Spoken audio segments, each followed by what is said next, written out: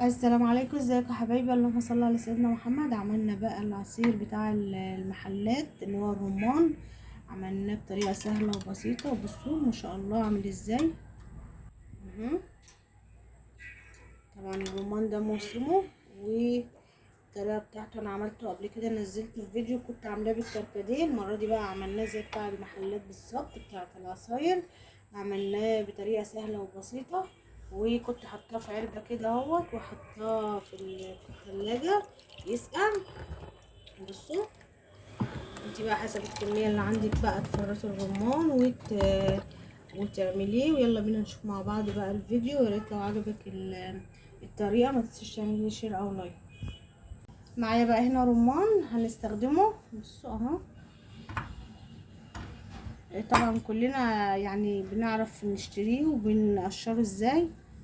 احنا هنقطعه كده اهو عشان افصصه. انا مش عايزه بس اطول الفيديو. بسم الله الرحمن الرحيم.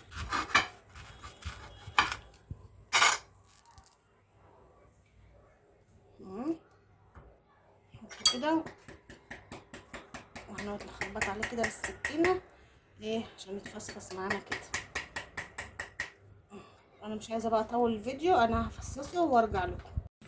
كده بقى فصصنا الرمان اهو زي ما انتم شايفين. هجيب كيس دريم كده جيلي اهو،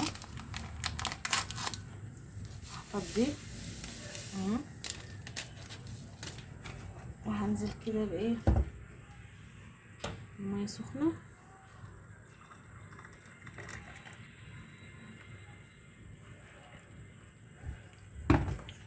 وهنقلبه ندوب الجيلي خالص كده.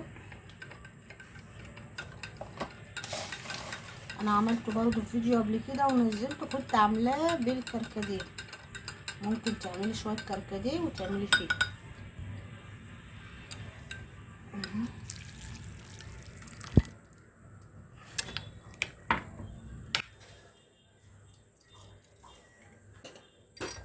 هنضيف بقى كوبايه كمان من الميه الساقعه. عايزه تضيفي سكر براحتك. انزل كده بكوبايه اهي، ده زي المحلات بره بالظبط ونفس الطريقه. ندوق كده نشوف محتاج سكر ونحط له، مش محتاج خلاص. لا، حاسه ان هو سكره مظبوط لان الجيلي بيبقى فيه سكر. انا طبعا بقى هحطه هنا في العلبه كده، وهدخله عندي التلاجة يسقع. ولما يسقع هنصب بقى في كوبايات ونستخدمه. ولما يسقع كده واجي استخدمه هروح.